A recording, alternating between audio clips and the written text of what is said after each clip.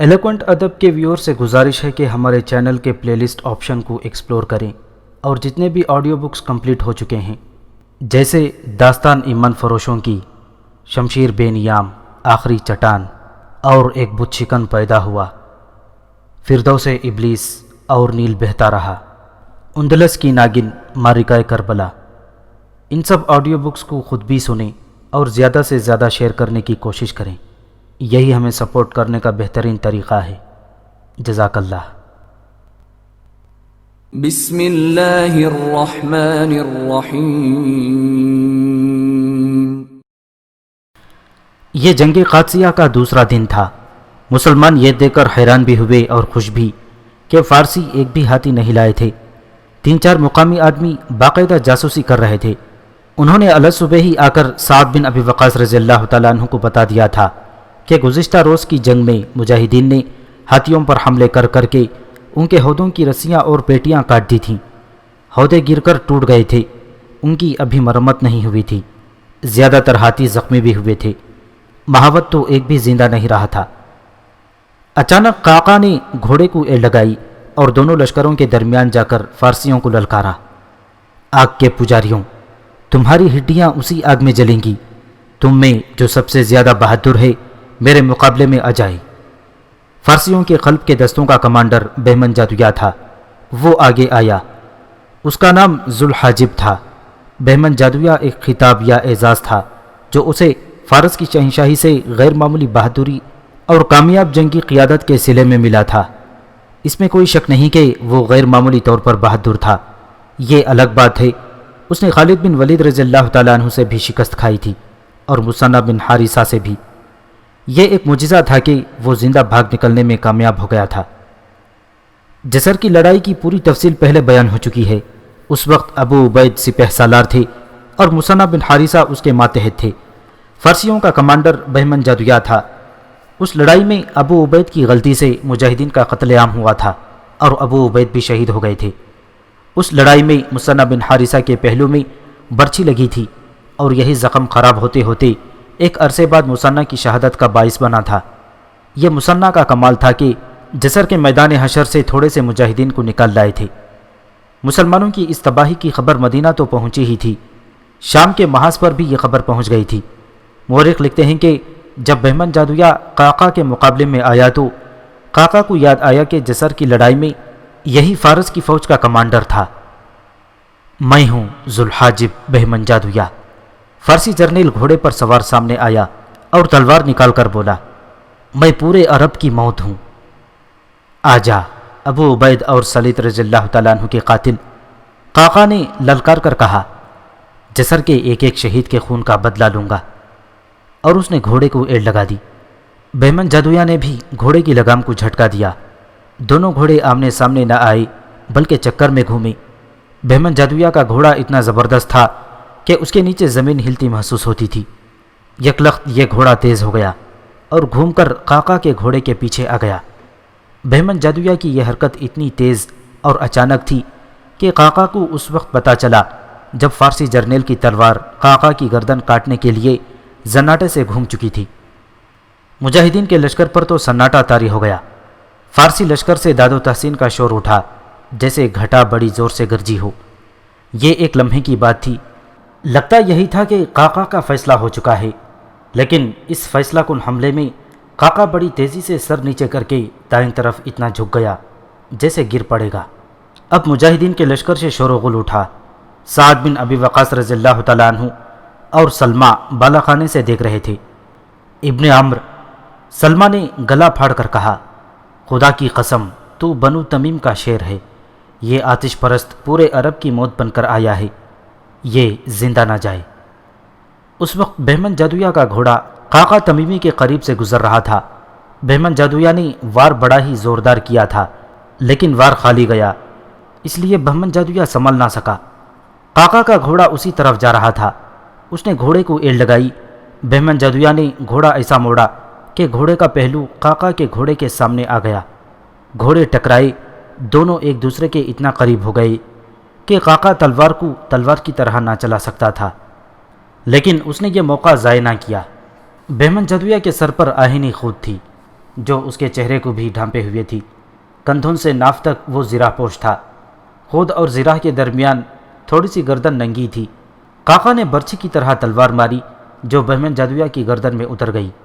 قاقا نے تلوار کھینچی۔ بہمن جادویہ نے درد کی شدت سے سر اوپر اور پیچھے کر لیا۔ اس طرح اس کی گردن سامنے سے اور زیادہ ننگی ہو گئی۔ قاقا موزوں پوزیشن میں تھا۔ اس نے تلوار کا بھرپور وار اس کی گردن پر کیا۔ اندر سے گردن پہلے ہی خاصی کٹی ہوئی تھی۔ باہر کے وار سے گردن پوری تو نہ کٹی، لیکن آدھی سے زیادہ کٹ گئی اور سر ایک طرف ڈھلک گیا۔ قاقا نے بہمن جادویہ کو گھوڑے سے گرا دیا اور نیچے اتر کر اس کی خود زرہ اور تلوار لے کر اس کے گھوڑے کی باک پکڑ لی۔ قاقا ابھی اپنے گھوڑے پر سوار نہیں ہوا تھا کہ اسے فارس کے لشکر کی طرف سے ایک گھوڑے کے سر پر ٹاپ سنائی دیے۔ ذرا ٹہرو عربی، قاقا نے یہ للکار بھی سنی، زندہ تو بھی نہیں جائے گا۔ فارس کا نامور اور منجا ہوا جرنیل ذوالحاجب یعنی بہمن جادویہ زمین پر پڑا تڑپ رہا تھا۔ تندرست و توانا آدمی تھا، ابھی مرا نہیں تھا۔ قاقا نے اپنی طرف ایک فارسی سوار کو آتے دیکھا تو اس نے بہمن جادویہ کی جو اشیاء تھیں وہ پھینک دی اور نہایت پھرتی سے اپنے گھوڑے پر سوار ہو گیا۔ خدا کی قسم ابن عمرو، قاقا کو اپنے لشکر کی طرف سے للکار سنائی دی، اسے میرے لیے چھوڑ دینا۔ قاقا نے ادھر دیکھا، وہ ایک شہ سوار اور نامور تیغ زن اعوان بن قطبہ تھا، اور وہ جو فارس کی طرف سے بہمن جادویہ کے خون کا انتقام لینے آیا تھا وہ سیستان کا شہزادہ براز تھا۔ پیشتر اس کے کہ وہ قاقا تک پہنچتا، اعوان بن قطبہ اس کے راستے میں آ گیا۔ دونوں نے ایک دوسرے پر وار کیا اور تلواروں نے ٹکرا کر دونوں کے وار بیکار کر دیے۔ قاقا اپنے گھوڑے پر سوار ہو گیا تھا اور ذرا پرے جا کر اعوان بن قطبہ کی حوصلہ افزائی کر رہا تھا۔ انہوں نے ایک دوسرے پر کئی وار کیے، دونوں کے وار خالی جاتے رہے۔ ہاتھ کاٹ ابن قطبہ، قاقا نے اعوان سے کہا۔ سیستان کا شہزادہ براز شاید قاقا کی زبان نہ سمجھ سکا، اس نے گھوڑے کو موڑا۔ ادھر اعوان نے گھوڑا بڑھایا، قریب آ کر شہزادہ براز نے زوردار وار کیا۔ اعوان بن قطبہ نے اس کی تلوار کو اپنی تلوار پر روکنے کے بجائے اس کے ہاتھ پر وار کیا جس ہاتھ میں تلوار تھی۔ تلوار براز کی کلائی پر پڑی اور اس سے براز کی ہڈی کٹ گئی۔ اس کے ہاتھ سے تلوار گر پڑی اور وہ بھاگنے کے لیے گھوڑا موڑنے لگا۔ اعوان بن قطبہ نے اسے بھاگنے نہ دیا اور دوسرے لمحے وہ بہمن جادویہ کی لاش سے ذرا ہی پرے زمین پر تڑپ رہا تھا۔ اور کوئی اجمی ہے جو ان دونوں کے خون کا بدلہ لینے آئے گا؟ قاقا نے للکار کر کہا۔ ہاں عربی، فارسیوں کی طرف سے ایک للکار اٹھی، بدلہ لینے والا غیرت مند اجمی آ رہا ہے۔ مورخوں نے اس فارسی کا نام بزر حمیر حمدانی لکھا ہے۔ وہ جرنیلی سے ذرا کم درجے کا افسر تھا، اس نے بہادری میں شہرت پائی تھی۔ ابن قطبہ، قاقا نے اعوان بن قطبہ سے کہا، تو پیچھے چلا جا، میری تلوار ابھی پیاسی ہے۔ یہ میرا شکار ہے ابن عمرو، مجاہدین کی طرف سے ایک للکار اٹھی، میری طرف آ غیرت والے اجمی۔ یہ للکار حارث بن زبیان کی تھی جسے قاقا بن عمرو نے اپنا جانشین مقرر کیا تھا۔ وہ گھوڑا دوڑاتا آگے آیا۔ بزر حمیر حمدانی نے اپنے گھوڑے کا رخ اس کی طرف کر دیا۔ دونوں کے ہاتھوں میں تلواریں تھیں۔ دونوں گھوڑے ایک دوسرے کے قریب سے گزرے تو حمدانی نے تلوار کا ایسا زوردار وار کیا کہ حارث کی تلوار اس کے ہاتھ سے نکل کر ہوا میں اڑتی ہوئی نظر آئی۔ فارسی لشکر سے فلک شگاف شور اٹھا۔ فارسیوں نے پہلا عربی دیکھا تھا جو ذاتی مقابلے میں شکست کھاتا نظر آ رہا تھا۔ حارث کو اب مرنا ہی تھا، وہ نہتہ ہو چکا تھا۔ قاقا نے اس کی طرف گھوڑا دوڑایا تاکہ اپنی تلوار اسے دے دے، لیکن حمدانی اپنا گھوڑا آگے کر لیتا تھا۔ الگ ہٹ جا ابن عمرو، حارث نے قاقا سے کہا، میں اسے خالی ہاتھ سنبھال لوں گا۔ اور اس نے اس فارسی سوار کو خالی ہاتھ سنبھال لیا۔ حارث کی یہ معجزہ نما بہادری تھی۔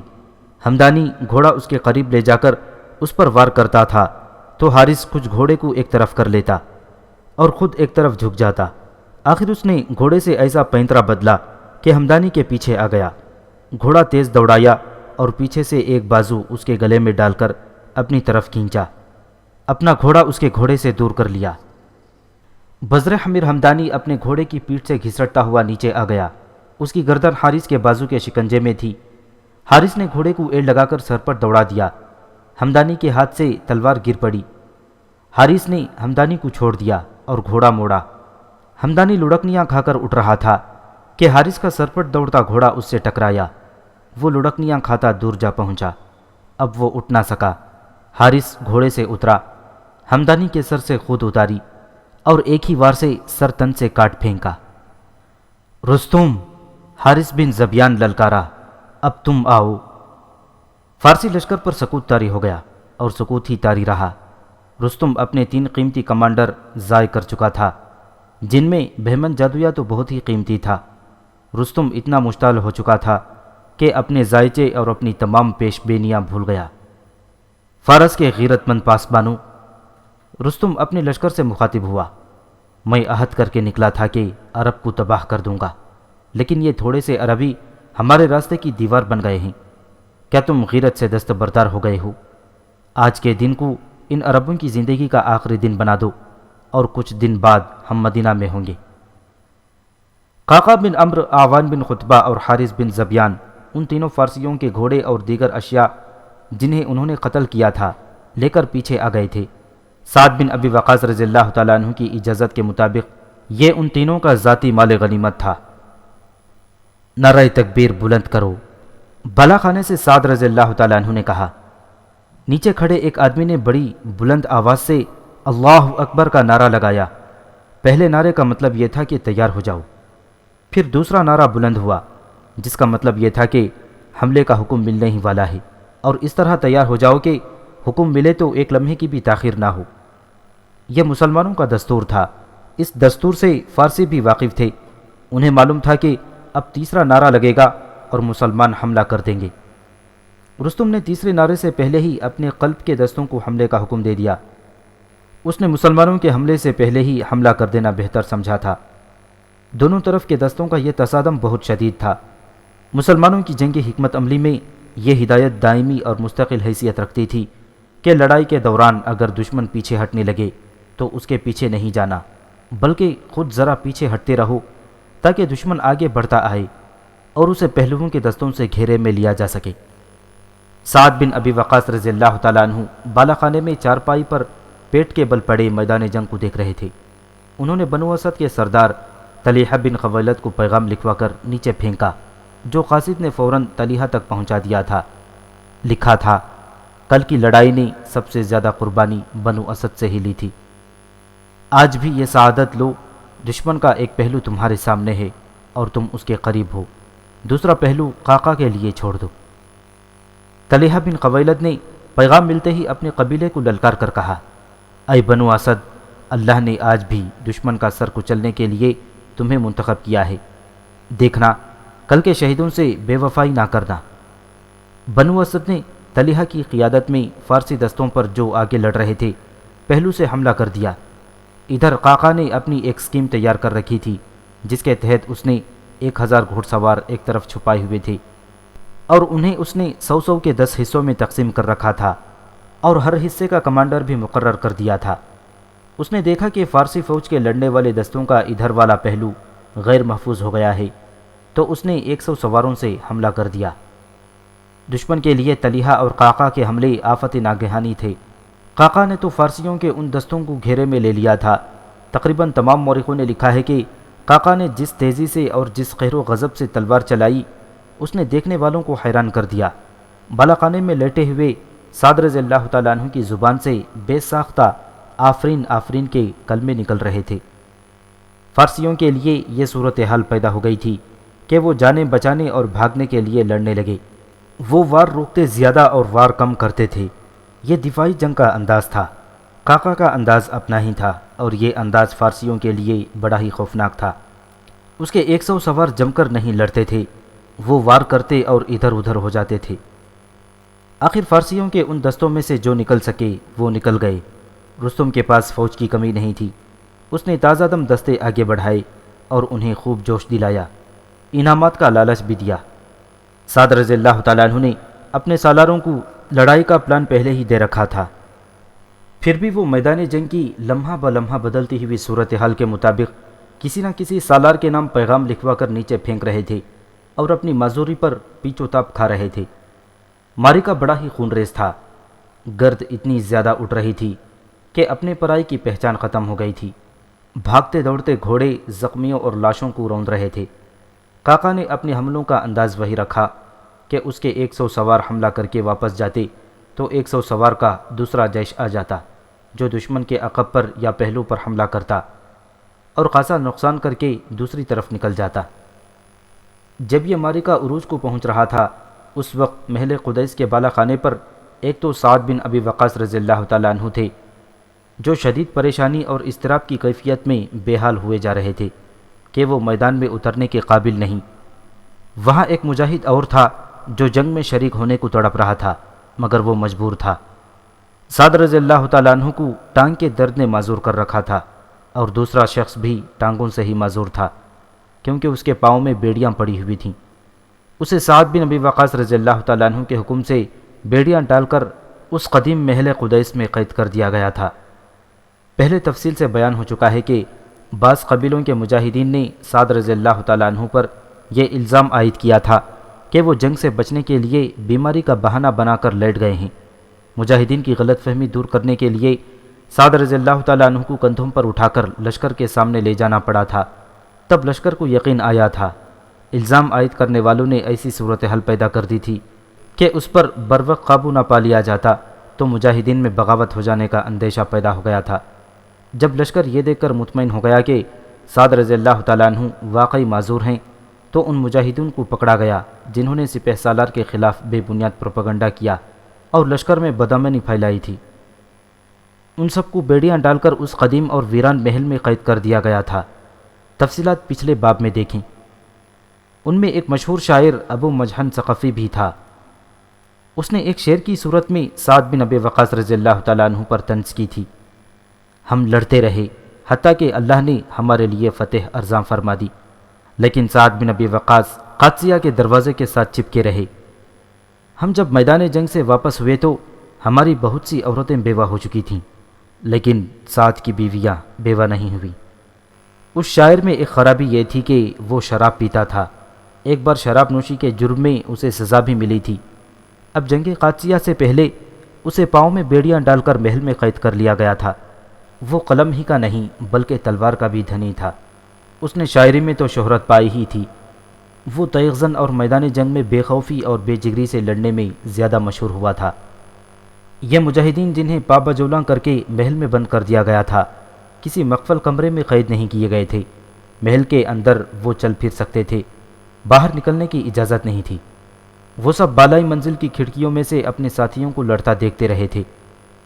مورخوں نے لکھا ہے کہ ابو مہجن ثقفی لڑائی کا منظر دیکھتا اور تڑپتا تھا۔ تیغ زنی اس کی روح کی غذا تھی۔ قعقاع بن عمرو کی شجاعت کے مظاہرے دیکھ کر وہ اور زیادہ بیتاب اور پریشان ہوتا، اور جب پاؤں میں بیڑیاں پڑی دیکھتا تو بے بسی سے رو پڑتا تھا۔ جنگ کے دوسرے دن اس سے رہا نہ گیا۔ وہ اس بالا خانے میں چلا گیا جس میں سعد بن ابی وقاص رضی اللہ تعالیٰ عنہ جنگ کا منظر دیکھ رہے تھے۔ سلمہ ان کے ساتھ تھیں۔ کیوں ابو مہجن؟ سلمہ نے اسے بالا خانے میں دیکھ کر پوچھا، تمہارا یہاں آنے کا کوئی مطلب نہیں، کیا بات تمہیں یہاں لے کر آئی ہے؟ میرے سامنے آ، سعد رضی اللہ تعالیٰ عنہ نے کہا۔ تو دیکھ رہا ہے میں اٹھ نہیں سکتا، پیچھے بھی نہیں دیکھ سکتا۔ ایک آرزو لے کر آیا ہوں میرے سپہ سالار، ابو مہجن نے کہا۔ کون ہے جو تیرے سوا میری آرزو پوری کرے گا؟ کیا ہے تیری آرزو؟ میرا جو معاف کر دے سعد بن ابی وقاص، ابو مہجن نے روندی ہوئی آواز میں کہا۔ پھر میری بیڑیاں کٹوا دے کہ میں اپنا وہ فرض ادا کروں جس کے لیے میں یہاں آیا تھا۔ اپنے جرم کی سنگینی دیکھ اے شرابی، سعد رضی اللہ تعالیٰ عنہ نے اسے ڈانٹ کر کہا۔ کیا تو دیکھ نہیں رہا میرا دماغ کہاں الجھا ہوا ہے؟ سلمہ، اسے یہاں سے نکال دے اور نیچے تک اس کے ساتھ جا اور کہہ کے آ کہ اسے اوپر نہ آنے دیا جائے۔ وہ اور کچھ بھی نہ بولا، باہر کو چل پڑا۔ سلمہ اس کے ساتھ نیچے چلی گئی اور اسے بتایا کہ سعد رضی اللہ تعالیٰ عنہ کا دماغ جنگ میں ایسا الجھا ہوا ہے کہ انہیں کھانے پینے کا ہوش نہیں اگر ان سے کوئی اور بات کی جائے تو انہیں غصہ آ جاتا ہے۔ سلمہ، ابو محجن نے ملتجی لہجے میں کہا، تو ہی مجھ پر کرم کر، میری بیڑیاں کھلوا دے، اور سپہ سالار کا گھوڑا بیکار کھڑا ہے وہ مجھے دے دے۔ میرے ساتھی لڑ رہے ہیں، کٹ رہے ہیں، میں کیسے قید میں پڑا رہوں؟ نہیں ابو محجن، سلمہ نے کہا، میرے دل کی کوئی پوچھے تو میں تجھے میدان جنگ میں دیکھنا چاہتی ہوں۔ تجھ جیسے غضبناک تیغزن کو بیڑیوں میں بندہ دیکھ کر مجھے بھی دکھ ہو رہا ہے، لیکن یہ میرے اختیار میں نہیں کہ تیری بیڑیاں بھی کھول دوں اور تجھے سپہ سالار کا گھوڑا بھی دے دوں۔ میں وعدہ کرتا ہوں سلمہ، ابو محجن نے کہا، مجھے باہر جانے دے، زندہ رہا تو شام واپس آ جاؤں گا اور خود ہی بیڑیاں پہن لوں گا۔ سلمہ نے پھر بھی انکار کیا تو ابو محجن زمین پر بیٹھ گیا اور حسرت بھری نظروں سے ان آہنی بیڑیوں کو دیکھنے لگا جنہوں نے اس کی ٹانگوں کو جکڑ رکھا تھا۔ اسے اس حالت میں دیکھ کر سلمہ بھی خوش نہیں تھیں۔ وہ وہیں کھڑی ابو محجن کو غمزدگی کی حالت میں دیکھتی رہیں۔ ابو محجن نے اوپر دیکھا، اس کی آنکھوں میں آنسو تھے۔ وہ بہت بڑا شاعر تھا اور فی البدیہ شعر کہنے میں مہارت رکھتا تھا۔ اپنی اس وقت کی بے بسی پر اس کی زبان پر کچھ اشعار آ گئے جو آج تک تاریخ میں عربی زبان میں محفوظ ہیں۔ کیا اس سے بڑا کوئی اور غم ہو سکتا ہے کہ سوار میدان جنگ میں نیزہ بازی کر رہے ہیں اور میں زنجیروں میں جکڑا ہوا ہوں۔ اٹھنا چاہتا ہوں تو زنجیریں نہیں اٹھنے دیتی اور دروازے اس طرح بند کر دیے جاتے ہیں کہ پکارنے والا پکارتے پکارتے تھک جاتا ہے۔ میرے پاس دولت بھی بہت ہے اور میرے بھائی بھی کچھ کم نہیں، لیکن کیا دولت، بھائی سب مجھے تنہا چھوڑ گئے ہیں، کسی کو میرا خیال نہیں۔ میں نے اللہ کی بارگاہ میں عہد کیا ہے کہ میرے لیے شراب خانے کے دروازے کھول دیے جائیں تو بھی ادھر کا رخ نہیں کروں گا۔ عرب کے اس عظیم اور بہادر شاعر کے خلاف سب کو یہی ایک شکایت تھی کہ وہ شراب نہیں چھوڑتا تھا۔ اسے سزا ملی تو بھی اس نے شراب نہ چھوڑی تھی۔ اب سلمہ کی موجودگی میں اس نے اشعار کی زبان میں اپنے دل کی کیفیت بے ساختہ بیان کی تو اس نے یہ عہد بھی کیا کہ اسے آزاد کر دیا گیا تو وہ شراب چھوڑ دے گا۔ اس عہد کے علاوہ اس نے اپنے جذبات کا اظہار جس انداز سے کیا، اس نے سلمہ کے دل پر ایسا اثر کیا کہ دل پسیج گیا۔ ابو محجن کے آنسو بہہ رہے تھے۔ تاریخوں میں آیا ہے کہ سلمہ نے اسے کہا، میں نے استخارہ کر لیا ہے، میں تمہارے عہد اور وعدے سے مطمئن ہوں۔ استخارہ کا مطلب یہ نہیں کہ سلمہ نے نماز استخارہ پڑھی تھی اور اسے خدائی اشارہ ملا تھا۔ استخارہ کا مطلب یہ تھا کہ سلمہ نے لمحہ بھر کے مراقبے میں محسوس کر لیا تھا کہ ابو محجن جو کہہ رہا ہے اور اس نے جو عہد کیا ہے وہ اس کے دل کی آواز ہے۔ وہ ضمیر اور روح کی پاکیزگی کا دور تھا۔ مسلمانوں کے ذہن بدی کے خیالوں سے پاک ہوتے تھے، انہیں کسی پیر اور کسی عامل کی ضرورت نہیں پڑتی تھی، اللہ کے ساتھ ان کا براہ راست رابطہ ہوتا تھا۔ سلمہ عظیم خاتون تھی۔ اس نے ابو محجن کی نیت اور جذبے کو سمجھتے ہوئے اپنے خاوند کے حکم کی خلاف ورزی کی، اور نہ صرف یہ کہ ابو محجن کی بیڑیاں کٹوا دیں بلکہ اسے سعد بن ابی وقاص رضی اللہ تعالیٰ عنہ کا گھوڑا دیا جو محل کے اندر ہی بندھا ہوا تھا۔ اس گھوڑے کا نام بلقا تھا۔ سلمہ نے اس شاعر کو تلوار بھی دی۔ ابو محجن ثقفی کود کر گھوڑے پر سوار ہوا اور محل کے کسی ایسے دروازے سے نکل گیا جدھر سے اس پر سعد رضی اللہ تعالیٰ عنہ کی نظر نہیں پڑ سکتی تھی۔ سلمہ اوپر سعد رضی اللہ تعالیٰ عنہ کے پاس چلی گئیں۔ سعد رضی اللہ تعالیٰ عنہ اس قدر اعصابی کچھاؤ میں تھے کہ انہیں جیسے یاد ہی نہ تھا کہ سلمہ نیچے کیوں گئی تھیں۔ سعد رضی اللہ تعالیٰ عنہ کی نظریں میدان جنگ پر لگی ہوئی تھیں اور ان کی ذہنی اور روحانی قوتیں لڑائی پر مرکوز تھیں۔ دشمن نے اب پیادہ دستے آگے کر دیے تھے۔ سعد رضی اللہ تعالیٰ عنہ نے اس کے مطابق ہدایت لکھوا کر نیچے پھینکنی شروع کر دیں۔ دشمن کے پیادوں کا جو پہلو سعد رضی اللہ تعالیٰ عنہ کی طرف تھا، ادھر ایک عربی گھڑ سوار تھا۔ اس نے میدان جنگ کے دستور کے مطابق سر اور چہرہ منڈا سے لپیٹ رکھا تھا۔ اسے دیکھ کر دشمن کے چند ایک پیادوں نے گھیرے میں لے لیا۔ اس کے پاس پرچیاں بھی تھیں، تلواریں بھی تھیں۔ ایک طرف کو گرا لینا ان پیادوں کے لیے کوئی مشکل نہیں تھا، لیکن اس سوار کی جب تلوار حرکت میں آئی تو کسی کی برچھی ٹوٹ کر دو ٹکڑے ہو گئی، کسی کا بازو برچھی کی طرح کٹ کر جسم سے الگ ہو گیا، کوئی گھوڑے تلے آ کر کچلا گیا۔ یہ عربی سوار جس طرح گھوڑے کو گھما پھرا کر پینترے بدلتا اور وار کرتا تھا، اس سے اس کی مہارت، حاضر دماغی اور حوصلے کی پختگی کا پتہ چلتا تھا۔ اس نے ان تمام پیادوں کا صفایا کر دیا جنہوں نے اسے گھیرے میں لیا تھا، اور پھر وہ پیادوں کا صفایا کرتا ہی چلا گیا۔ عربی پیادوں نے دشمن کے پیادوں کو کاٹ یا بھگا دیا تو اس پہلو کی طرف دشمن کے سوار آئے۔ مسلمان سواروں نے جم کر مقابلہ کیا۔ یہ ایک خونریز مقابلہ تھا۔ سعد بن ابی وقاص رضی اللہ تعالیٰ عنہ نے ایک بار پھر اس سوار کو دیکھا۔ وہ دوسروں سے الگ تھلگ اپنی ہی لڑائی لڑ رہا تھا۔ ایسی گھمسان کی لڑائی میں اپنے پرائی کی پہچان ختم ہو جایا کرتی ہے، لیکن یہ سوار الگ تھلگ نظر آ رہا تھا۔ سلمہ، سعد بن ابی وقاص رضی اللہ تعالیٰ عنہ نے کہا، اپنے اس سوار کو دیکھ رہی ہو؟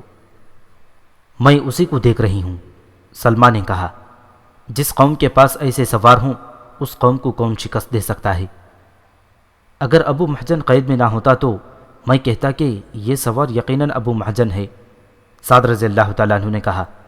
میں نے اسے 2-3 جنگوں میں لڑتے دیکھا ہے، یہ اسی قہر اور غضب سے لڑتا ہے۔ سلمہ نے سعد رضی اللہ تعالیٰ عنہ کو نہ بتایا کہ وہ ابو محجن ہی ہے۔ آفرین، سعد رضی اللہ تعالیٰ عنہ اسی سوار کو دیکھ رہے تھے۔ اس کے ایک پینترے پر سعد رضی اللہ تعالیٰ عنہ نے بے ساختہ داد دی، واہ، آفرین، خدا کی قسم یہ انداز ابو محجن کا ہے، اور اس کا گھوڑا دیکھو، بالکل میرے بلقا جیسا ہے۔ دیکھو سوار کے اشارے پر کتنی تیزی سے پینترا بدلتا ہے۔ سعد رضی اللہ تعالیٰ عنہ نے لمبی آہ بھری اور گلے شکوے کے لہجے میں بولے، یا اللہ، تیری ذات باری نے کس وقت مجھے معذور کر کے یہاں پھینک دیا ہے۔ سلمہ، میرے بلقا کی دیکھ بھال ہو رہی ہے نا؟ میں یہاں پڑا ہوا ہوں، بلقا نیچے قیدیوں کی طرح بندھا کھڑا ہے، اسے میدان جنگ میں ہونا چاہیے تھا۔ سلمہ نے سعد رضی اللہ تعالیٰ عنہ کو نہ بتایا کہ بلقا اس وقت میدان جنگ میں ہی ہے۔ جنگ قادسیہ کی دوسرے دن کی لڑائی کی مزید تفصیلات بیان کرنے سے پہلے بہتر معلوم ہوتا ہے کہ ابو محجن کی درپردہ رہائی کا پورا واقعہ بیان کر لیا جائے۔ شام کو جب دونوں طرف کے لشکر پیچھے آ گئے تو سعد بن ابی وقاص رضی اللہ تعالیٰ عنہ نے لڑائی کے اسی نتیجے پر اللہ کا شکر ادا کر کے کہ لڑائی ہار جیت کے بغیر ختم ہو گئی ہے۔ لڑائی کا نتیجہ مسلمانوں کے خلاف بھی ہو سکتا تھا۔ آتش پرستوں کے اگر 20,000 آدمی مارے گئے ہوتے تو بھی ان کی تعداد 1 لاکھ تھی۔ ان کے پاس ہاتھی تھے اور گھوڑ سوار دستے زیادہ تھے۔ مسلمانوں کا جانی نقصان 3-4 ہزار کے درمیان ہو چکا تھا۔ ان کی شکست کسی بھی وقت متوقع تھی، لیکن یہ ان مجاہدین کے جذبے کا اور قوت ایمانی کا کمال تھا کہ وہ جنگ کے دوسرے دن بھی دشمن پر چھائے رہے تھے۔ شاید اس اطمینان کا اثر تھا کہ سعد بن ابی وقاص رضی اللہ تعالیٰ عنہ نے درد میں افاقہ محسوس کیا۔ وہ اٹھ کھڑے ہوئے اور سلمہ سے کہنے لگے کہ چند قدم چلنا چاہتا ہوں۔ وہ اس طرف چل پڑے جس طرف ان کے کمرے کی ایک اور کھڑکی تھی۔ یہ کھڑکی محل کے کشادہ صحن کی طرف کھلتی تھی۔ سلمہ ان کے ساتھ ہو لیں کہ وہ گر نہ پڑیں۔ میں اپنے بلقا کو دیکھنا چاہتا ہوں، سعد رضی اللہ تعالیٰ عنہ نے کہا۔ اس کھڑکی سے نظر آتا ہوگا۔ سلمہ کو معلوم تھا کہ اس کے خاوند کا گھوڑا کھڑکی سے نیچے دیکھو تو نظر آتا ہے، لیکن گھوڑا وہاں ہوتا تو نظر آتا۔ اسے تو ابو محجن ثقفی لے گیا تھا۔ سلمہ سعد رضی اللہ تعالیٰ عنہ سے یہ بھی نہیں کہہ سکتی تھی کہ وہ اس کھڑکی کی طرف نہ جائیں۔ سعد رضی اللہ تعالیٰ عنہ سلمہ کے کندھوں پر اپنے بازو رکھے اس کے سہارے ایک ایک قدم بڑی مشکل سے اٹھاتے چلے جا رہے تھے۔ کھڑکی کھلی ہوئی تھی۔ سورج ابھی ابھی غروب ہوا تھا، اس لیے ابھی دن کی روشنی کچھ باقی تھی اور مشعلیں بھی جلا کر جگہ جگہ رکھ دی گئی تھیں۔ سعد رضی اللہ تعالیٰ عنہ کا گھوڑا بلقا کھڑکی سے دور نہیں بلکہ کھڑکی کے بالکل نیچے باندھا جاتا تھا۔ سعد رضی اللہ تعالیٰ عنہ کھڑکی تک پہنچ گئے۔ یہ دیکھ کر کہ سلمہ کی جان میں جان آ گئی کہ سعد رضی اللہ تعالیٰ عنہ کا گھوڑا اپنی جگہ پر بندھا ہوا چارہ کھا رہا تھا، لیکن راز پھر بھی چھپا نہیں رہ سکتا تھا۔ ایک اس لیے کہ گھوڑا پسینے سے شرابور تھا، اس کی پیٹھ سے زین اتاری جا چکی تھی۔ دوسرے یہ کہ ابو محجن قریب ہی بیٹھا اپنے پاؤں میں بیڑیاں ڈال رہا تھا۔ بلقا کو اتنا پسینہ کیوں آ رہا ہے سلمہ؟ سعد رضی اللہ تعالیٰ عنہ نے پوچھا۔ یہ بیمار تو نہیں؟ اس پر گرد بھی جمی ہوئی ہے۔ گرد وہاں نہیں ہے جہاں زین ہوتی ہے۔ یہ تو لگتا ہے جیسے میرا گھوڑا کوئی باہر لے گیا تھا۔ سائز کو بلاؤ سلمہ۔ اور یہ ابو محجن کیا کر رہا ہے؟ اپنے پاؤں سے بیڑیاں اتار رہا ہے؟ نہیں ابن ابی وقاص، سلمہ نے جرأت اور خود اعتمادی سے کہا، ابو محجن بیڑیاں اتار نہیں رہا، اتری ہوئی بیڑیاں پاؤں میں ڈال رہا ہے، اور آپ کے گھوڑے کو کسی بیماری کی وجہ سے پسینہ نہیں آ رہا، بلکہ یہ آج سارا دن لڑ کر آیا ہے۔ کیا کہہ رہی ہو سلمہ؟ اور وہ ابو محجن ہی لڑ رہا تھا جسے دیکھ کر آپ نے کہا تھا کہ ابو محجن کی طرح لڑتا ہے، سلمہ نے کہا۔ اور وہ آپ کا گھوڑا بلقا ہی تھا جس پر ابو محجن سوار تھا، اور آپ نے کہا تھا کہ یہ گھوڑا میرے بلقا جیسا ہے۔ سعد رضی اللہ تعالیٰ عنہ کو سلمہ سہارا دے کر پلنگ تک لے گئی اور انہیں لٹا کر پوری بات سنا دی، ابو محجن کے اشعار بھی سنائے اور یہ بھی سنایا کہ وہ کس طرح رویا تھا اور اس نے 2 وعدے کیے تھے، ایک یہ کہ وہ میدان جنگ سے زندہ نکل آیا تو واپس آ کر بیڑیاں پہن لے گا اور رات قید میں گزارے گا۔ اس نے دوسرا وعدہ یہ کیا ہے کہ وہ شراب سے توبہ کر لے گا۔ آپ نے دیکھ لیا ہے کہ واپس آ کر وہ اپنے پاؤں میں بیڑیاں ڈال رہا ہے۔ سلمہ نے کہا، میں نے آپ کے حکم کی خلاف ورزی کی ہے، لیکن ایک شخص جہاد اور شوق شہادت کے لیے اتنا بےتاب ہو کہ رو رو کر رہائی کی التجا کرے تو میں نے اللہ سے رہنمائی مانگی اور ابو محجن کو آزاد کر کے آپ کا گھوڑا اسے دے دیا۔ آپ نے اسے لڑتے دیکھا ہے، اسے اوپر بلاؤ، سعد رضی اللہ تعالیٰ عنہ نے کہا۔ سلمہ نے اسے کھڑکی میں سے آواز دے کر اوپر بلایا۔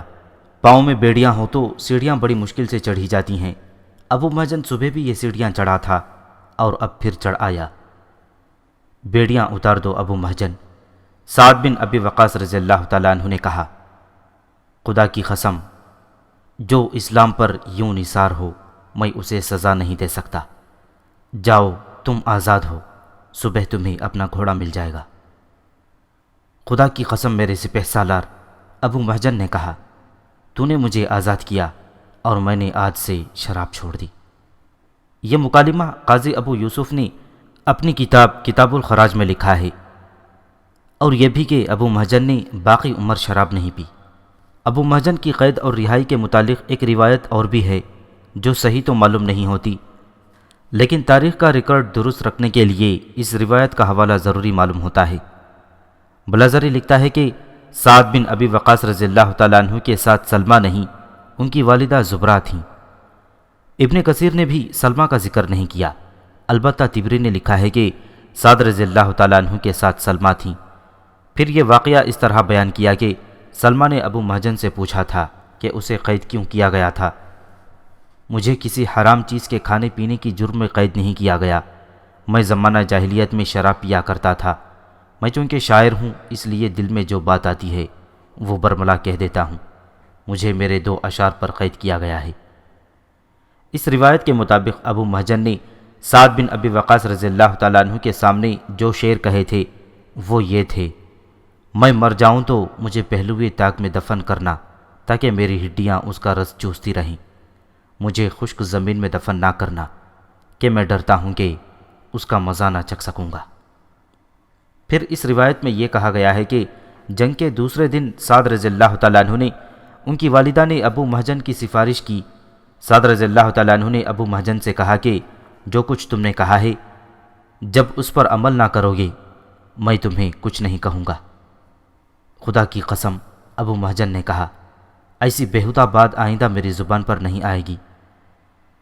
محمد حسین ہیکل اور علامہ شبلی نعمانی رحمۃ اللہ علیہ نے مستند حوالے دے کر لکھا ہے کہ مثنہ بن حارثہ کی شہادت کے بعد سعد رضی اللہ تعالیٰ عنہ نے مثنہ کی بیوہ سلمہ کے ساتھ محاذ پر ہی شادی کر لی تھی اور سلمہ ہی سعد رضی اللہ تعالیٰ عنہ کے ساتھ تھیں۔ سلمہ کا وہ مشہور واقعہ تمام مورخوں نے لکھا ہے کہ قادسیہ کی جنگ کے دوران سلمہ نے کہا، افسوس آج مثنہ نہ ہوئے، اور سعد رضی اللہ تعالیٰ عنہ نے ان کے منہ پر تھپڑ مارا تھا۔ یہ واقعہ پچھلے باب میں تفصیل سے بیان ہو چکا ہے۔ بہرحال یہ روایت صحیح نہیں کہ سعد بن ابی وقاص رضی اللہ تعالیٰ عنہ کے ساتھ ان کی والدہ تھیں، صحیح یہ ہے کہ ان کے ساتھ سلمہ تھیں، اور یہ بھی صحیح ہے کہ سعد رضی اللہ تعالیٰ عنہ کے حکم کے خلاف ابو محجن کو رہا کرنے اور اسے سعد رضی اللہ تعالیٰ عنہ کا ہی گھوڑا دینے کی جرت سلمہ ہی کر سکتی تھیں۔ اس کے علاوہ ابو محجن کے وہ تمام اشعار تاریخ میں موجود ہیں جنہوں نے سلمہ کو متاثر کیا تھا۔ اب ہم واپس میدان جنگ میں جائیں گے، چونکہ ہاتھی نہیں تھے اس لیے مسلمان اطمینان سے لڑ رہے تھے۔ مورخ ولیم اسکاٹ نے لکھا ہے کہ اس روز رستم کی یہ حالت تھی کہ وہ باولا ہوا جا رہا تھا۔ اس نے اس توقع پر 1,20,000 کا لشکر اکٹھا کر لیا تھا کہ سپاہیوں میں جذبہ نہ ہوا تو وہ نفری کی افراد سے ہی مسلمانوں پر غالب آ جائے گا اور انہیں کچل کر رکھ دے گا، لیکن وہ سوار دستوں کو آگے کرتا یا پیادوں کو، وہ مسلمانوں کے ہاتھوں پٹ جاتے اور پیچھے ہٹنے کی کوشش کرتے تھے۔ رستم کی دھمکیاں بھی کوئی اثر نہیں دکھا رہی تھیں اور اس کے انعام و اکرام کے لالچ بھی کوئی رنگ نہیں دکھا رہے تھے۔ جنگی امور کے مبصر اور وقائع نگار فارسیوں کی بزدلی اور مسلمانوں کی کامیابی کا سہرا قعقاع بن عمرو تمیمی کے سر باندھتے ہیں۔ اس نے 100 سواروں سے فارسیوں کے پہلوؤں اور عقب پر جو حملے کرا دیے تھے، انہوں نے فارسیوں کی جمعیت اور تربیت بکھیر دی تھی اور ان کی توجہ تقسیم کیے رکھی تھی۔ قعقاع کی اپنی بہادری اور تیغزنی کا یہ علم تھا کہ مورخوں نے لکھا ہے کہ اکیلے قعقاع نے 30 فارسیوں کو قتل کیا تھا۔ ابن خلقان نے 3 مورخوں کے حوالے سے لکھا ہے کہ ایک مجاہد نے بے خوفی اور جذبے کی شدت کا حیرت انگیز مظاہرہ کیا۔ وہ فارسیوں کی ان صفوں میں جا گھسا جہاں رستم تھا۔ مجاہد نے رستم کو قتل کرنے کے لیے تلوار کو حرکت دی ہی تھی کہ پیچھے سے ایک فارسی نے اس کی پیٹھ پر برچھی اتار دی، پھر فارسیوں نے تلواروں اور برچھیوں سے اس کا جسم کا قیمہ کر دیا۔ مجاہدین اس حد تک فارسیوں پر غالب آ گئے تھے کہ انہیں توقع تھی کہ فارسیوں کے پورے لشکر کو اکھاڑ دیں گے، لیکن شام ہو گئی اور دونوں طرف کے دستے پیچھے ہٹ گئے۔ یہ جنگ کا دوسرا دن تھا، اسے یوم اغواس کہا گیا ہے۔ 2 مورخوں نے لکھا ہے کہ اس دن کی لڑائی رات گئے تک جاری رہی اور آدھی رات کو ختم ہوئی۔ یہ صحیح نہیں، سورج غروب ہونے کے بعد اپنے پرائی کی پہچان ختم ہو جاتی ہے۔ تاریخ گواہی دیتی ہے کہ اس رات چاند نہیں تھا۔ یوم اغواس کے بعد کی رات کو لیلۃ السواد کہا گیا ہے، جس کے معنی ہیں تاریک رات۔ اس رات لڑائی نہیں ہوئی تھی، البتہ مسلمانوں کے کیمپ میں ایک ہنگامہ بپا تھا جو آدھی رات کے بعد تک جاری رہا۔ پہلے ذکر ہو چکا ہے کہ سعد بن ابی وقاص رضی اللہ تعالیٰ عنہ نے اس شام اللہ کا شکر ادا کیا تھا کہ آج کی لڑائی ہار جیت کے بغیر ختم ہو گئی اور دشمن پر مجاہدین کا غلبہ رہا ہے۔ اسی مسرت اور اطمینان کا اثر تھا کہ سعد رضی اللہ تعالیٰ عنہ نے ابو محجن ثقفی کو معاف کر دیا تھا اور سلمہ کی اس جسارت کو بھی نظر انداز کر دیا تھا کہ اس نے ان کے حکم کی خلاف ورزی کی تھی۔ مسرت اور اطمینان کی یہی لہر مجاہدین میں بھی چلی گئی تھی۔ بعض تاریخ نویسیوں نے اس کی تفصیلات بھی لکھی ہیں۔ مجاہدین اپنے اپنے قبیلے کی تعریفیں بلند آواز سے کر رہے تھے۔ شاعر شعروں کی زبان میں ہر قبیلے کی بہادری اور جوش جہاد کو بڑھا چڑھا کر بیان کر رہے تھے۔ تعریف کرو بنو ربیہ اور بنو مضر کی ماؤں کی، جنہوں نے یہ 5000 بیٹے پیدا کیے ہیں۔ قعقاع نے بڑی بلند آواز سے کہا، اور گیت گاؤ ان 1000 سواروں کے جنہیں حجاز کی سرزمین نے جنم دیا ہے۔ ایک مجاہد نے کہا، جو زمین سے ابھرتے تھے اور دشمن کو خون میں نہلا کر زمین میں گم ہو جاتے تھے۔ ابن عمرو، کسی مجاہد نے کہا، تو اپنے قبیلے کی بات کیوں نہیں کرتا؟ بنو تمیم کی بات کر جس نے تجھ جیسا چیتا پیدا کیا ہے۔ یہ ان 6000 سواروں کی بات ہو رہی تھی جو شام کے محاذ سے سعد بن ابی وقاص رضی اللہ تعالیٰ عنہ کے لیے کمک کے طور پر سالار ہاشم بن عتبہ کے زیر کمان آئے تھے۔ ان میں 5000 سوار 2 قبیلوں بنو ربیہ اور بنو مضر کے تھے، اور قعقاع نے جو 1000 سوار اپنے لیے منتخب کیے تھے وہ سب حجازی تھے۔ قعقاع خود بنو تمیم کے سپوت تھے۔ اس رات کی خوشیوں کے ہنگامے کے متعلق الخبار الطوال میں لکھا ہے کہ مجاہدین کے شور و غوغا نے سعد بن ابی وقاص رضی اللہ تعالیٰ عنہ کو سونے نہ دیا۔ مجاہدین جو باتیں کر رہے تھے وہ سعد بن ابی وقاص رضی اللہ تعالیٰ عنہ کے کانوں تک پہنچ رہے تھے، اور وہ جان گئے تھے کہ مجاہدین اپنے اپنے قبیلے کی بہادری کی باتیں کر رہے ہیں۔ سعد رضی اللہ تعالیٰ عنہ کے پاس 2 سالار بیٹھے ہوئے تھے۔ سعد رضی اللہ تعالیٰ عنہ نے ان سالاروں سے ایک بات کہی جو لفظ بلفظ تاریخ میں محفوظ ہیں۔ خیال رکھنا، سعد رضی اللہ تعالیٰ عنہ نے کہا، اگر یہ لوگ اپنے اپنے قبیلے کی تعریفیں ہی کرتے رہیں تو کرنے دو، مجھے نہ جگانا۔ آخر یہ دشمن پر غالب رہے ہیں، اگر خاموش ہو جائیں تو اچھا ہے، کچھ لوگ خاموش نہ ہوں تو بھی کوئی حرج نہیں، لیکن تم دیکھو کہ ان کا انداز بدل رہا ہے اور اپنی تعریفوں میں زیادہ بڑھ رہے ہیں اور دوسروں پر مخالفت کا پہلو غالب آتا جا رہا ہے، تو مجھے جگہ دینا، کیونکہ یہ انداز خطرناک ہے۔ سعد بن ابی وقاص رضی اللہ تعالیٰ عنہ کی اس ہدایت میں اتحاد اور قومیت کا وہ عظیم اسلامی فلسفہ تھا جس نے قبیلوں میں بٹے ہوئے عربوں کو ایک قوم بنا دیا تھا، اور پھر یہ سبق ذہن نشین کرایا تھا کہ کسی قبیلے کو اور کسی فرد کو کسی بھی قبیلے پر اور فرد پر کسی بھی لحاظ سے فوقیت اور برتری حاصل نہیں۔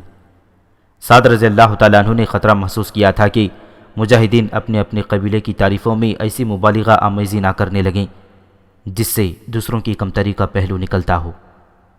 تاریخ شاہد ہے کہ مسلمانوں کا زوال اس وقت شروع ہوا جب ایک قبیلہ یا ایک گروہ طاقت اور دولت کے بلبوتے پر اپنے آپ کو برتر اور دوسروں کو کمتر سمجھ کر ان کا حکمران بن بیٹھا تھا۔ مجاہدین خوش گپیوں میں لگے ہوئے تھے جب قعقاع بن عمرو تمیمی ان میں سے اٹھ گیا۔ یہ شخص دن بھر کی لڑائی کا تھکا ہوا تھا، لیکن قوت ایمانی اور قوت ارادی کا یہ عالم تھا کہ وہ تر و تازہ لگتا تھا۔ اس نے اپنے 1000 سواروں کو ساتھ لیا اور دور کا چکر کاٹ کر ایک ایسے گھنے جنگل میں جا رہا تھا جہاں کھڈ نالے تھے، اس علاقے میں سے کسی کا گزر نہیں ہوتا تھا۔ وہاں جا کر قعقاع نے اپنے سواروں سے کہا کہ وہ گھوڑوں کی زینیں اتار دیں اور آرام کر لیں۔ اب ان کی تعداد 1000 نہیں تھی، 100 سے کچھ زیادہ شہید اور زخمی ہو گئے تھے۔ انہیں قعقاع نے 10 حصوں میں تقسیم کیا، ان کے کمانڈر مقرر کیے اور انہیں بتایا کہ اگلے دن کی لڑائی میں وہ کیا کریں گے۔ اسی جنگل کے ایک اور حصے میں سعد بن ابی وقاص رضی اللہ تعالیٰ عنہ کا بھائی ہاشم بن عتبہ اپنے ان 5000 سواروں کو جنہیں وہ شام سے اپنے ساتھ لایا تھا ہدایات دے رہا تھا۔ ان سواروں کو باقی لشکر سے الگ تھلگ اور چھپا کر رکھنا تھا۔ ان کی تعداد اب پورے 5000 نہیں تھی۔ اس دن کی لڑائی میں کچھ تعداد شہید اور زخمی ہو گئی تھی۔ جنگل میں سواروں کو چھپانا ایک دھوکہ تھا جو اگلے روز کی لڑائی میں فارسیوں کو دینا تھا۔ یہ دھوکہ قعقاع کے دماغ کی اختراع تھی۔ سعد بن ابی وقاص رضی اللہ تعالیٰ عنہ نے اس کی منظوری دے دی تھی۔ مورخوں نے مسلمان عورتوں کو خصوصی خراج تحسین پیش کیا ہے اور ان کا ذکر خاص طور پر کیا ہے۔ ادھر کیمپ میں رات کو مجاہدین خوشیاں منا رہے تھے اور قعقاع اور ہاشم بن عتبہ اپنے سواروں کو ساتھ لے کر جنگل میں چلے گئے تھے۔ ادھر عورتیں میدان جنگ میں مشعلیں اٹھائے زخمی مجاہدین کو پانی پلا رہی تھیں، انہیں اٹھا رہی تھیں، اور جو چل نہیں سکتے تھے انہیں سہارا دے کر پیچھے لا رہی تھیں جہاں مرہم پٹی کا انتظام تھا۔ عورتوں کے جذبے اور جذبات کے اس قسم کے مظاہرے دیکھنے میں آئے تھے کہ جوان سال عورت جو کسی مجاہد کی بیوی ہے ایک جوان سال مجاہد کو زخمی حالت میں پڑا دیکھتی ہے تو اسے یہ خیال نہیں آتا کہ اس کا اپنا خاوند کہیں زخمی پڑا ہوگا، یا ہو سکتا ہے وہ بیوہ ہی ہو چکی ہو اور اس مجاہد کو جو اس کے سامنے پڑا کراہ رہا ہے پانی پلانے بیٹھ جاتی ہے، پھر اسے اپنے بازوؤں میں لے کر اس کا جسم اپنے جسم سے سہار کر اسے پیچھے لاتی ہے۔ نہ اس عورت کو یہ احساس ہوتا ہے کہ یہ ایک مرد کا جوان جسم ہے، نہ مرد کو خیال ہے کہ یہ ایک جوان عورت ہے۔ جذبات دونوں کے مشترک ہیں اور خیال دونوں کے ایک نقطے پر مرکوز ہیں، اور یہ نقطہ ہے اللہ۔ دونوں اللہ کی راہ میں محو جہاد ہیں، دونوں کے دلوں پر حق کا غلبہ ہے اور دونوں باطل پر غالب آنے کے لیے وطن سے بے وطن ہوئے ہیں۔ کارزار حق و باطل میں مرد مجاہد کا خون بہتا ہے تو مجاہدہ اس کے زخم پر ہاتھ رکھ کر خون روک لیتی ہے کہ مجاہد اگلا معرکہ لڑنے کے لیے زندہ رہے۔ یہی وہ راز تھا کہ 40,000 سوار 1.25 لاکھ پر کیوں کر غالب آ رہے تھے۔ کوئی ماں ایک ہاتھ میں پانی کی چھاگل اور دوسرے ہاتھ میں مشعل لیے اپنے 2 بیٹوں کی تلاش میں نکلتی ہے تو اس کے کانوں سے کرہتی ہوئی نحیف سی آواز ٹکراتی ہے، ماں۔ ماں کے قدم رک جاتے ہیں۔ وہاں تو لاشوں پر لاشیں پڑی ہیں۔ کسی مرے ہوئے گھوڑے کے نیچے اس کا سوار دبا پڑا ہے، جمے ہوئے خون سے پاؤں پھسلتے ہیں۔ ماں کو پھر آواز سنائی دیتی ہے، ماں۔ ماں مشعل کی روشنی میں اسے دیکھ لیتی ہے، لیکن یہ اس کا بیٹا نہیں۔ پھر بھی ماں دوڑ کر پہنچتی ہے اور اسے پانی پلاتی ہے اور اپنے بیٹوں کو نظر انداز کر کے اسے اٹھاتی ہے اور مرہم پٹی والی جگہ پہنچا دیتی ہے۔ وہاں کوئی ماں تھی تو وہ سب کی ماں تھی، کوئی بہن تھی تو وہ سب کی بہن تھی۔ زخمیوں کو اٹھانے اور سنبھالنے کا کام عورتیں ہی کیا کرتی تھیں، اور جنگ قادسیہ کے دوران عورتوں کا یہی کام کرنا کوئی نئی بات نہیں تھی۔ لیکن مورخوں نے اس جنگ کے دوسرے دن کے بعد زخمیوں کو اٹھانے اور پیچھے لے جانے کا خصوصی طور پر ذکر کیا ہے۔ عورتوں نے نہ صرف یہ کہ زخمیوں کو اٹھایا اور ان کی دیکھ بھال کی، بلکہ ان کا حوصلہ بڑھانے کے لیے بڑی پر اثر باتیں کی اور دلجوئی بھی کی۔ ایک یورپی واقعہ نگار سائری گیلی نے عرب کے 3 مورخوں کے حوالوں سے لکھا ہے کہ مسلمان عورتیں جب رات کو مشعلیں اور پانی کی چھاگولیں اٹھائے زخمیوں کو ڈھونڈتی، اٹھاتی، پانی پلاتی اور پیچھے لاتی پھر رہی تھیں۔ اس وقت وہ ایک جنگی ترانہ گا رہی تھیں جس کی گونج میں روح کو سکون دینے والا تاثر تھا۔ بہن موجود ہو تو بھائی زخمیوں کی پرواہ نہیں کیا کرتے۔ کسی کی بیوی کسی کے زخمی خاوند کو پانی پلاتے کہہ رہی تھی، اللہ نے تمہارا خون قبول کیا ہے، تم نے تو ہاتھیوں کو بھگا دیا ہے، اٹھو اور دشمن کی لاشوں کے ڈھیر دیکھو، یہ لو پانی پیو، آؤ پیچھے چلیں، ہم تمہارے اس احسان کا بدلہ کس طرح چکائیں گے، تم تو ہماری آبرو پر لہو لہان ہو گئے ہو۔ اور ایسے بے شمار الفاظ تھے جو عورتیں پھولوں کی طرح زخمیوں پر نچھاور کر رہی تھیں۔ ادھر فارسیوں کے کیمپ میں رستم اپنے جرنیلوں اور ان سے چھوٹے کمانڈروں پر برس رہا تھا۔ وہ پہلے روز ہی مسلمانوں کا خاتمہ کر کے عرب کی سرحد میں داخل ہونے کا عہد کر کے آیا تھا، مگر مسلمانوں نے اس کے لشکر کو 2 دنوں میں پورا 1 لاکھ بھی نہیں رہنے دیا تھا۔ وہ غصے سے پاگل ہوا جا رہا تھا۔ وہ معلوم نہیں کیا کر گزرتا کہ اسے اطلاع دی گئی کہ مدائن سے فوج آ رہی ہے۔ رستم دوڑتا ہوا خیمے سے باہر نکلا اور دیکھا مدائن سے یزگرد نے کمک بھیجی تھی۔ یزگرد کو میدان جنگ کی خبریں پہنچ رہی تھیں۔ مدائن وہاں سے گھڑ سواروں کے لیے بمشکل 1 دن کی مسافت تھی۔ جو کمک آئی یہ یزگرد کا ذاتی دستہ تھا جس میں منتخب سوار تھے، 1 سے بڑھ کر 1 تیغ زن اور برچھی باز تھا۔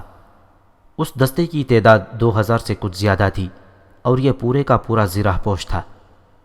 اس زرہ پوش دستے کے سالار نے رستم کو یزگرد کا پیغام دیا، اے رستم، تمہیں بڑی مشکل سے جنگ پر آمادہ کیا تھا، تمہیں اتنا بڑا لشکر دیا تھا جو فارس نے پہلے کبھی نہیں دیکھا تھا۔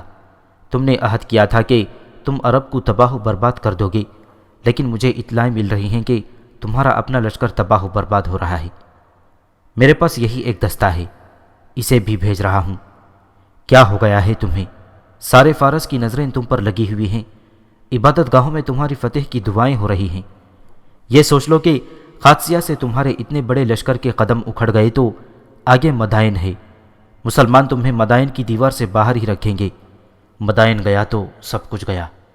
کیا تم بتا سکتے ہو کہ مسلمانوں میں وہ کون سی طاقت ہے جو تمہارے پاس نہیں؟ یزگرد کو معلوم نہیں تھا، نہ رستم کو احساس تھا کہ مغیرہ بن شعبہ رضی اللہ تعالیٰ عنہ آخری ایلچی تھے جو رستم کے بلاوے پر گئے تھے۔ رستم اس کوشش میں تھا کہ مسلمان کسی لالچ میں آ کر واپس چلے جائیں اور لڑائی تک نوبت نہ آئے، لیکن مسلمانوں کی طرف سے اسے یہی جواب ملتا تھا کہ اسلام قبول کرو یا جزیہ دو، اگر نہیں تو فیصلہ تلوار کرے گی۔ آخر مغیرہ رضی اللہ تعالیٰ عنہ نے جا کر رستم کو ایسا مشتعل کر دیا تھا کہ وہ لڑنے پر آ گیا تھا۔ اس وقت اس نے کہا تھا، میں کل سارے عرب کو تباہ کر دوں گا اگر اللہ نے چاہا تو۔ مغیرہ رضی اللہ تعالیٰ عنہ نے کہا تھا، اگر اللہ نے نہ چاہا تو بھی، رستم نے کہا تھا۔ اب یزگرد کو کون بتاتا کہ مسلمان اسی اللہ کی وحدت کا پیغام لے کر آئے تھے اور یہی ان کی طاقت ہے، اور رستم کہہ رہا ہے کہ اللہ نے نہ چاہا تو بھی وہ سارے عرب کو تباہ کر دے گا۔ وہ اللہ کو چیلنج کر رہا تھا۔ اسی فارس کے کسریٰ نے اللہ کی وحدت کا پیغام جو اسے اللہ کے رسول صلی اللہ علیہ وسلم نے بھیجا تھا پھاڑ کر اس کے ٹکڑے پھونک کر اڑا دیے تھے۔ اس توہین آمیز جسارت کی لعنت بھی فارس کی فضا میں منڈلا رہی تھی۔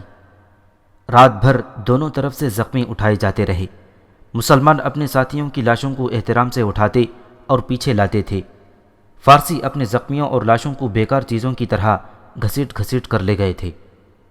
اس روز کی لڑائی میں 10,000 سے کچھ زیادہ فارسی ہلاک ہوئے تھے اور 2,000 مجاہدین شہید ہوئے تھے۔ فجر کی نماز کے بعد شہیدوں کا جنازہ پڑھایا گیا۔ نماز جنازہ قائم مقام سپہ سالار خالد بن ارتفا نے پڑھائی۔ قبریں مجاہدین اور عورتوں نے مل کر کھودی تھیں۔ شہیدوں کو دفن کیا جا رہا تھا۔ جب مدینہ سے چھوٹا سا ایک قافلہ آ گیا۔ یہ قافلہ امیر المؤمنین حضرت عمر رضی اللہ تعالیٰ عنہ کا پیغام لایا تھا۔ ان کے حکم کے مطابق تقریباً ہر روز سعد بن ابی وقاص رضی اللہ تعالیٰ عنہ محاذ کی صورتحال لکھوا کر مدینہ بھیجتے تھے، اور حضرت عمر رضی اللہ تعالیٰ عنہ اس کے جواب میں اپنی ہدایات بھیجتے تھے۔ ہدایات کا بر وقت پہنچنا ممکن نہیں تھا، کیونکہ مدینہ سے قادسیہ کا فاصلہ 750 میل سے زیادہ تھا۔ اب حضرت عمر رضی اللہ تعالیٰ عنہ کا پیغام آیا تو اس کے ساتھ 4 نہایت اعلیٰ نسل کے گھوڑے اور 4 بیش قیمت تلواریں تھیں۔ امیر المؤمنین نے پیغام میں ہدایات کے بعد لکھا تھا کہ یہ 4 گھوڑے اور 4 تلواریں ان مجاہدین کو انعام کے طور پر دی جائیں جو قادسیہ کی جنگ میں غیر معمولی شجاعت کا مظاہرہ کریں۔ مدینہ تک ابھی یہ پیغام نہیں پہنچا تھا کہ قادسیہ کی جنگ شروع ہو چکی ہے۔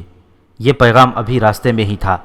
حضرت عمر رضی اللہ تعالیٰ عنہ کو یقین تھا کہ جنگ ہوگی، بلکہ شروع ہو چکی ہوگی۔ چنانچہ انہوں نے محسوس کیا کہ مجاہدین کی حوصلہ افزائی ہونی چاہیے۔ حضرت عمر رضی اللہ تعالیٰ عنہ کے ذہن پر عراق کا محاذ سوار رہتا تھا۔ ان کی بے تابی کا یہ عالم تھا کہ فرصت نکال کر مدینہ سے نکل جاتے اور اس راستے پر جا کھڑے ہوتے جس راستے سے محاذ کے قاصد آیا کرتے تھے۔